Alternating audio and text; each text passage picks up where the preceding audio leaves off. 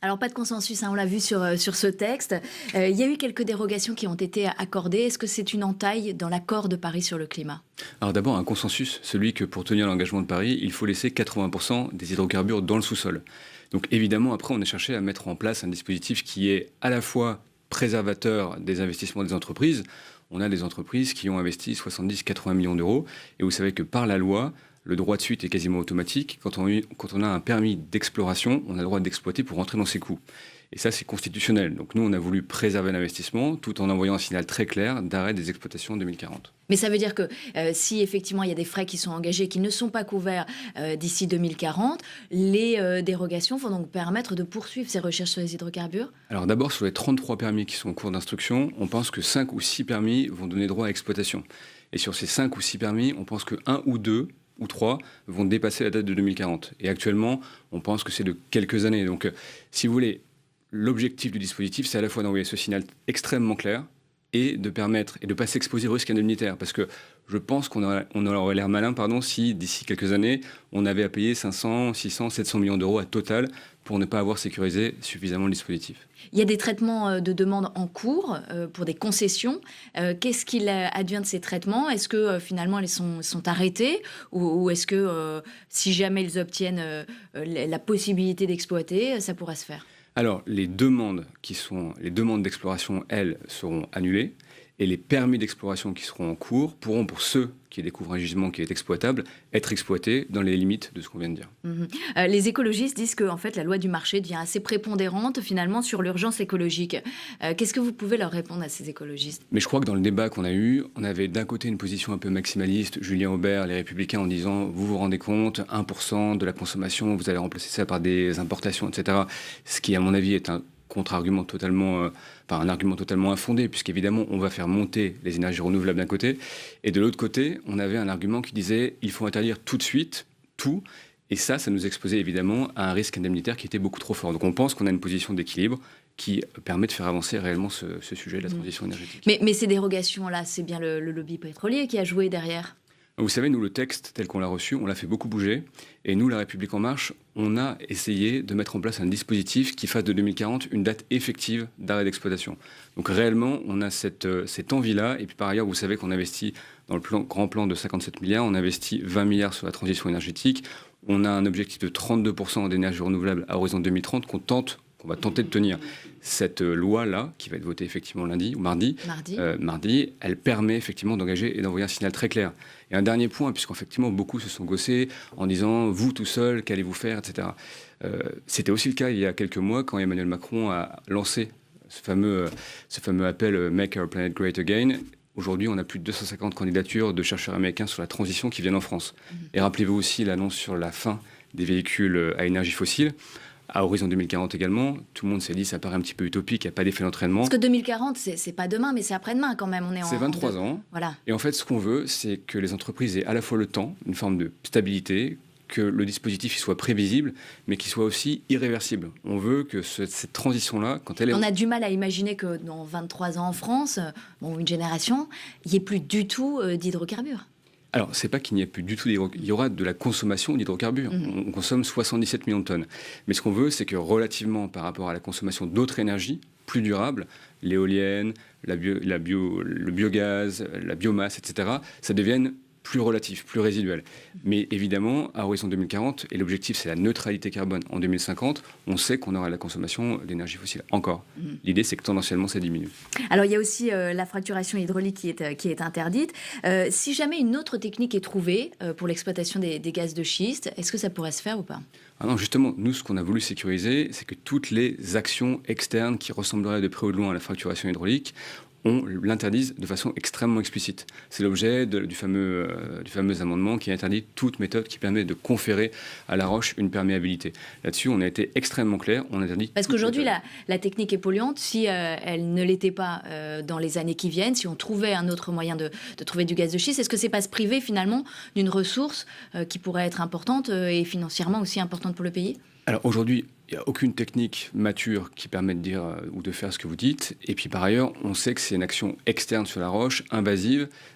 en l'état, je ne vois absolument pas la technique qui permettrait de faire ce que Julien Aubert notamment défend sur l'autel de son élection à la présidence des Républicains. Est-ce qu'il y a des amendes qui sont prévues pour ceux qui ne respecteraient pas la loi ? Oui, absolument. Alors, il y a des amendes qui sont dans le Code minier, qui feront peut-être l'objet d'une discussion pour la refonte du Code minier au premier trimestre 2018. Mais en l'état, effectivement, le dispositif est extrêmement clair et assez répressif. Il y a des installations aujourd'hui d'hydrocarbures. Qu'est-ce qu'elles vont devenir ? Comment ça va évoluer tout ça ? Ces sites-là, ils vont être exploités à partir de... Alors, les gisements, vous savez, c'est très, très vivant, en fait. On clôt les galeries des gisements au fur et à mesure. Et à la fin de l'exploitation, donc 2040 au plus tard, et avec la petite dérogation qu'on a dite pour 2-3 sites, on réhabilite le site. Et donc l'extinction de ces sites est programmée, se fera progressivement. Vous pensez qu'il y aura un consensus sur ce texte dans l'hémicycle, ou en tout cas qui sera voté facilement ? Nous, on a très bien discuté avec Nouvelle Gauche, notamment Delphine Batteau, qui a été très moteur sur le texte. On a très bien discuté évidemment avec nos partenaires du MoDem. Et puis j'observe que même avec les Républicains, certains, comme M. Sadier, sont très constructifs avec nous. C'est le jeu de l'hémicycle, d'être un peu dans le théâtre et dans l'opposition de principe, mais on a chez les Républicains des gens qui sont évidemment très favorables au texte. Alors avec la fin programmée des hydrocarbures pour 2040, des alternatives se mettent en place. Certaines villes ont pris les devants pour s'en passer. Exemple, dans la métropole lilloise qui utilise ses déchets et ceux de ses habitants pour produire du biogaz et alimenter ses transports publics. François Chevret. Depuis 10 ans, avec ce méthaniseur, les végétaux déposés en déchetterie et les restes de nourriture des habitants et des cantines produisent du gaz. Première étape, le triage. Ici, on est en zone de préparation.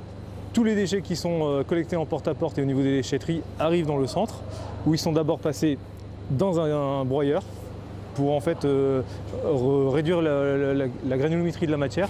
Et la fraction fine de ce broyage en fait, va partir directement en méthanisation. Chaque année, 500 000 tonnes de déchets organiques arrivent ici. Une grande partie est envoyée par cette vis sans fin dans un digesteur. Les déchets y sont privés d'oxygène et maintenus à 57 degrés pour favoriser la fermentation. Les bactéries qui sont dedans, elles dégradent toutes seules la matière. C'est sa nourriture. Elles sont privées d'oxygène, elles se nourrissent que de la matière qui est dedans. Et le principe de la réaction de la dégradation de la matière, c'est notamment le méthane. Le méthane est ensuite filtré pour évacuer le CO2, puis il est envoyé dans le réseau de GRDF. Donc là, le bus est en charge. Et dans les réservoirs de 428 bus municipaux. On a une facilité par rapport au gasoil. Moins de bruit, moins de pollution, moins d'odeur. Le biogaz produirait 80% moins de CO2 que le gasoil et il rapporte de l'argent à la collectivité. Sur le plan économique, d'abord, on n'aura plus demain d'hydrocarbures où ils vont coûter très cher. Là, on a des déchets qui sont là naturellement, qu'il faut traiter. Donc on va avoir des prix stables sur cette question et donc c'est aussi un intérêt économique, indépendamment qu'actuellement, évidemment, en plus on nous rachète du biogaz et que c'est intéressant pour la collectivité. C'est des impôts en moins pour nos habitants. L'an dernier, le méthaniseur a produit de quoi alimenter la consommation annuelle en gaz de plus de 2500 foyers et en a revendu pour 450 000 € au réseau GRDF. Mais le biogaz représente moins de 1% de la production nationale.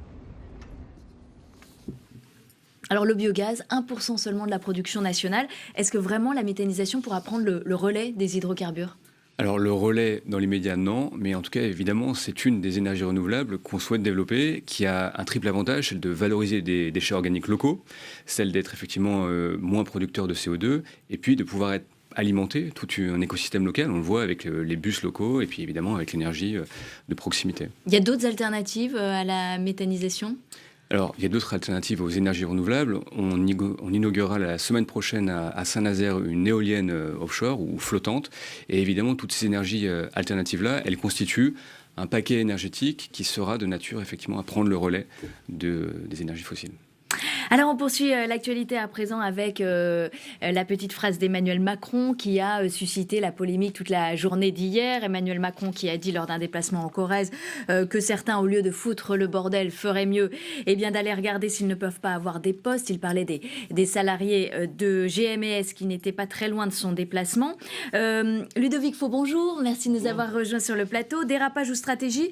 On peut dire qu'en matière de petites phrases polémiques, le président n'en est pas vraiment à son coup d'essai. Oui, 6 fois. Depuis qu'il est à l'Élysée, c'est la 6e fois qu'Emmanuel Macron provoque une polémique de ce genre.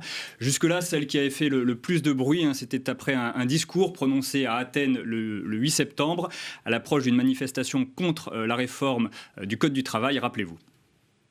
Je serai d'une détermination absolue et je ne céderai rien, ni aux fainéants, ni aux cyniques, ni aux extrêmes. Alors à l'évidence, cette phrase était préparée. Avant-hier, en revanche, ça ressemblait plutôt à une phrase spontanée. Mais l'essentiel, c'est qu'à chaque fois, ça traduit le fond de la pensée d'Emmanuel Macron, qui se pose en président du mouvement et de la réforme contre ceux qui se complaisent, selon lui, dans l'immobilisme et le blocage. Alors tout de même, dérapage ou stratégie ? Bien, la multiplication de ces phrases polémiques indique que c'est plutôt une stratégie destinée à montrer un président déterminé à appliquer sa politique et à parler vrai, même si cette fois il y a clairement eu un problème de forme avec l'emploi du mot bordel. D'ailleurs hier, tout en assumant le fond, l'Élysée a fait savoir qu'Emmanuel Macron regrettait que ce terme d'un registre trop familier soit sorti de sa bouche dans une séquence filmée. Très clairement, l'objectif de ce mea culpa, qui ne dit pas son nom, c'est d'éviter l'effet casse-toi pauvre con qui avait durablement abîmer l'image de Nicolas Sarkozy. Mais alors ça c'est utile à Emmanuel Macron ou c'est contre-productif ? Ce genre de polémique pose à l'évidence un problème, c'est que ça brouille la communication du président.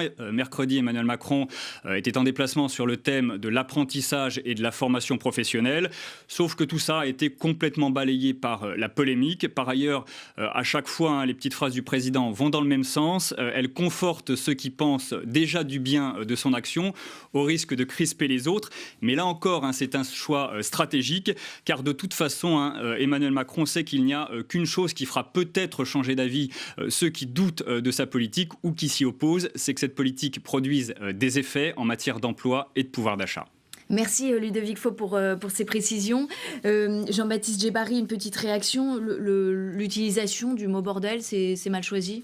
Bon, sur la forme, il a regretté. Sur le fond, effectivement, il y a peut-être deux sous-sujets. Il y a le sous-sujet numéro 1 qui visait peut-être pas les salariés, mais peut-être plus la frange syndicale de certains salariés qui, notamment, s'arc-boutent un peu sur une indemnité supralégale, alors même que le dispositif de soutien de l'État était quand même assez important. Et le deuxième sous-sujet, c'est la mobilité professionnelle, qui est un vrai sujet, et vous en avez parlé. L'école des Glotons, elle est exemplaire en termes d'apprentissage. C'est plus de 90% de ces étudiants qui ont un emploi en sortie. Et effectivement, ça a un peu brouillé ce message-là, qui était extrêmement positif, et qui d'ailleurs annonce la grande réforme de l'apprentissage et de la formation professionnelle.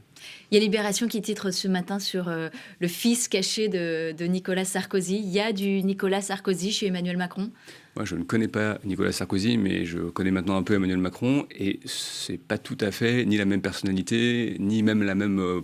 Est-ce qu'il n'y a pas un risque justement de détestation au bout d'un moment par la population, comme il y a pu avoir ce rejet de Nicolas Sarkozy ?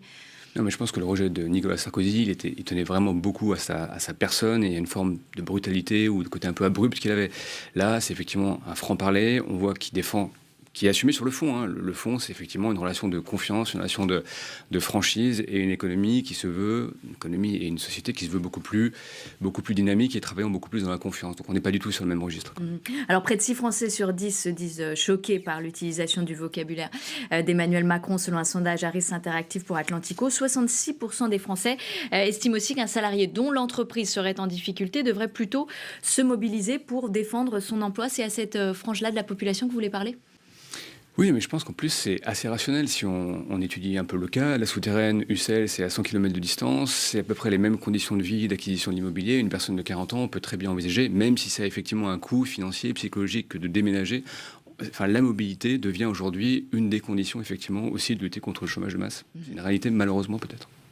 Dans le reste de l'actualité, la pression monte sur les indépendantistes catalans. La justice a interdit la réunion du Parlement lundi où l'indépendance doit être proclamée. Les deux principales banques envisagent de déménager leur siège ailleurs en Espagne et l'agence de notation Fitch d'abaisser la note de la dette de la Catalogne. La tension va crescendo depuis le référendum de dimanche dernier. Félix Huel. La police espagnole contre une partie de la population catalane. Les deux camps s'affrontent depuis une semaine. Dimanche dernier, plus de 2 millions de Catalans ont tenté de voter sur la question de l'indépendance, alors que Madrid avait déclaré le scrutin illégal. Les affrontements se sont multipliés, près de 100 personnes ont été blessées. Les dirigeants catalans, dans la soirée, déclarent que l'indépendance est votée à 90%, avec une participation de 42%. Un nouvel acte de la tragédie se déroule mardi. Dans la journée, 700 000 personnes défilent à Barcelone contre les violences policières et la réaction de Madrid. Nous devons nous battre et nous sommes des démocrates, des gens qui veulent faire les choses bien, mais ils ne nous laissent pas faire les choses bien. Ce que nous voulons, c'est la démocratie et la liberté. Nous nous battons en silence pour elle depuis tant d'années et supportons la répression du gouvernement espagnol. Le roi Philippe VI entre en jeu quelques heures plus tard. Il se montre intraitable face aux séparatistes. Ces autorités catalanes se sont de façon claire et sans équivoque mises en marge du droit et de la démocratie. Le lendemain, plusieurs indépendantistes sont convoqués par la police, accusés d'être séditieux. En face, certains invoquent la dictature de Franco, une époque où la langue et la culture catalane étaient opprimées. La situation va encore rapidement évoluer. Les dirigeants catalans veulent annoncer lundi prochain l'indépendance de la province. La justice espagnole a déjà dit non. Jean-Baptiste Djebari, est-ce que la France n'est pas trop silencieuse face à ce qui se passe en Catalogne, en Espagne aujourd'hui ? Non, je crois que le projet européen d'Emmanuel Macron, pour le coup, il est très clair et il répond à ces symptômes de fracturation d'une Europe. On le voit, c'est le Brexit, c'est la tentation indépendantiste de la Catalogne, c'est la tentation illibérale de la Pologne, de la Hongrie. Et face à tout ça, effectivement, la réaction saine, c'est de proposer des projets qui traitent les sujets d'aujourd'hui, la sécurité, une plus grande intégration budgétaire, une plus grande harmonisation d'une Europe. On n'a pas entendu sociale, Emmanuel Macron condamner les violences qu'il y a pu avoir. On ne l'entend pas parler d'une voix très forte, alors que sur l'Europe, il avait quand même pris une position très forte à chaque réunion européenne et pendant la campagne présidentielle également. Nous, on a entendu Édouard Philippe dans l'hémicycle condamner les violences et pour autant défendre une Catalogne dans une Espagne qui se situe dans l'espace européen. Et je crois que aujourd'hui, le sujet est très clair, c'est celle d'une Europe unie, mais une Europe qui fait beaucoup plus de choses. Et l'axe France, Espagne, Italie, Danemark, Allemagne, etc., c'est vraiment le noyau économique et social qui sera fondateur d'une Europe de projet. Et on passe à présent à la revue de presse.